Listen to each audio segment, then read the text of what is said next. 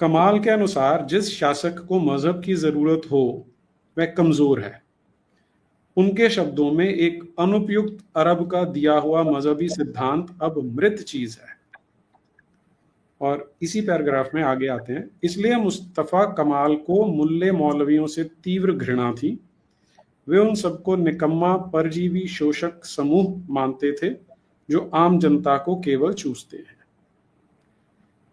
ये मैंने इसलिए मार्क किया और मैं आपसे जो जानना चाह रहा हूं कि मुस्तफ़ा कमाल अतातुर्क ने उस समय जो किया वो बिल्कुल जिस विषय पे हम बात करते हैं बिल्कुल सटीक था।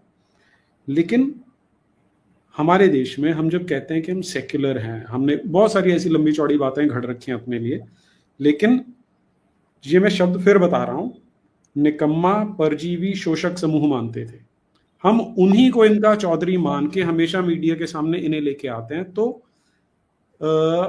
उसका परिणाम ये होता है कि मैक्सिमम हिंदू, मैं मुसलमानों की बात नहीं कर रहा, वो उसी को देख के अपना एक आकलन करते हैं और वो टीवी पे जब बैठते हैं तो वो उनका तकैया बोल रहे हैं, जो बोल रहे हैं वो वही कर रहे होते हैं। लेकिन हमारे देश की सेक्युलर स्टेट इन्हीं को पोषित करती है, इन्हीं ये जब मदरसे में पढ़ाते हैं तो इन्हीं को सैलरी देती है। तो क्या हम अभी समस्या को और बढ़ा रहे हैं कि हम समाधान की ओर जा रहे हैं as a society, as a देश?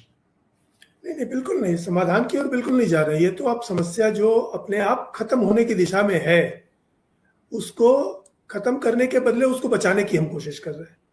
और ये यहाँ पर मैं कह दूं कि ये सिर्फ भारत की बात नहीं है, ये वेस्टर्न मीडिया, यूरोप का मीडिया, अमेरिकन मीडिया भी यही कर रहा है।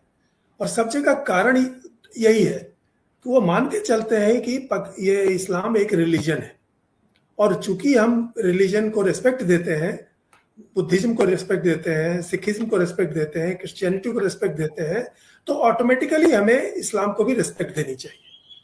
और ये वो बिल्कुल मानते नहीं या इस पर ध्यान नहीं देते कि इस्लाम बेसिकली पॉलिटिक्स है।